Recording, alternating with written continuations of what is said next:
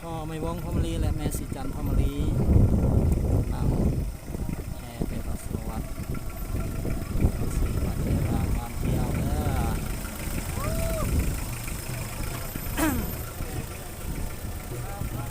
พี่น้องพ้องปลายเรากำลังสร้างสองหลัง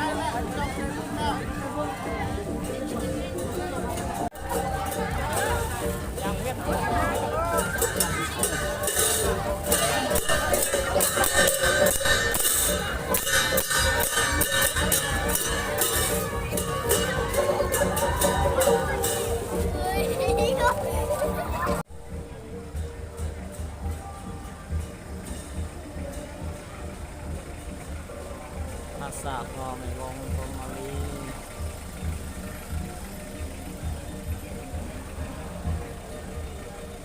วันที่สองภาษาแม่สีจันทร์พรหมลี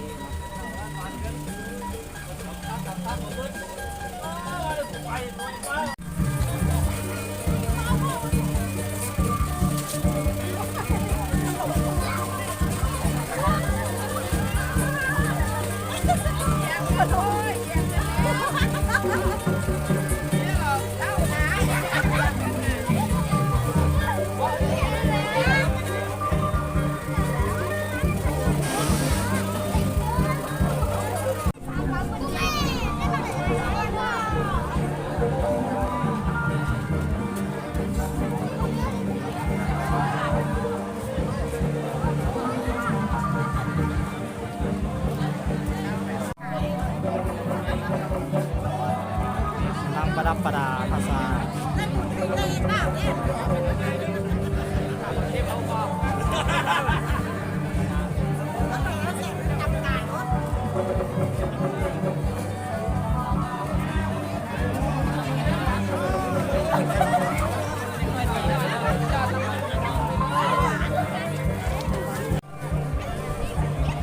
มาสังฆทาน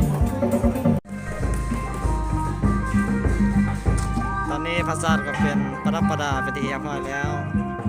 แต่ตอนแรกค่ะสวดปริตมงคลกับเทศนาเนาะ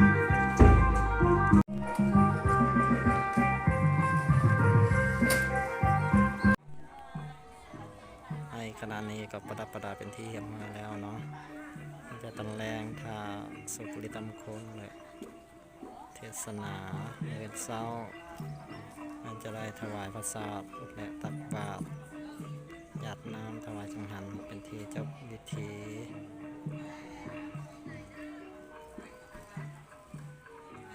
สัพพะวะโตอะระหะโตสัมมาสัมพุทธัสสะโตสัมมาสัมพุทธัสสะโมตัสสะภะคะวะโตอะระหะโตสัมมาสัมพุทธัสสะมีความประมาท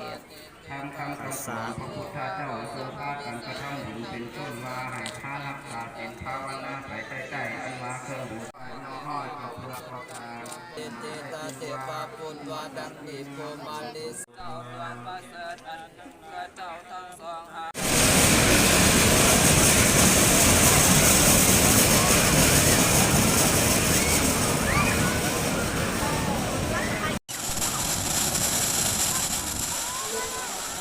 เอาโอ้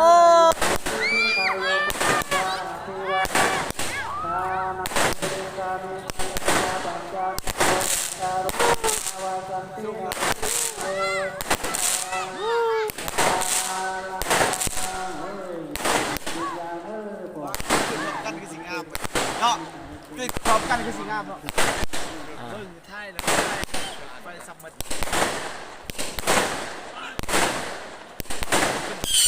โอ้ร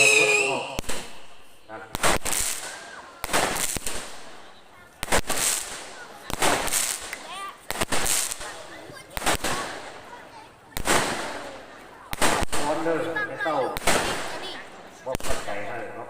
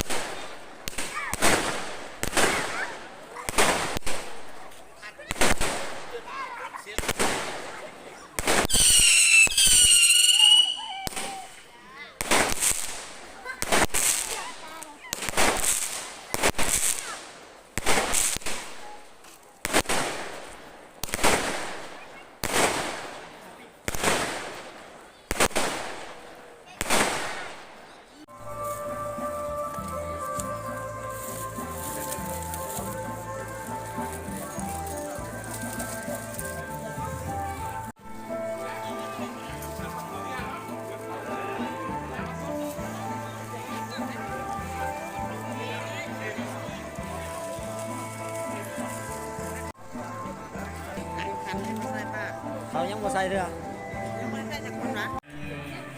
ศรัทธาญาติโยมของพวกเรากำลังอมเยี่ยมกันมีแต่ความสุขความเจริญข่าวทุกทางมีครอบครัวพวกเราใช้กันขออนุโมท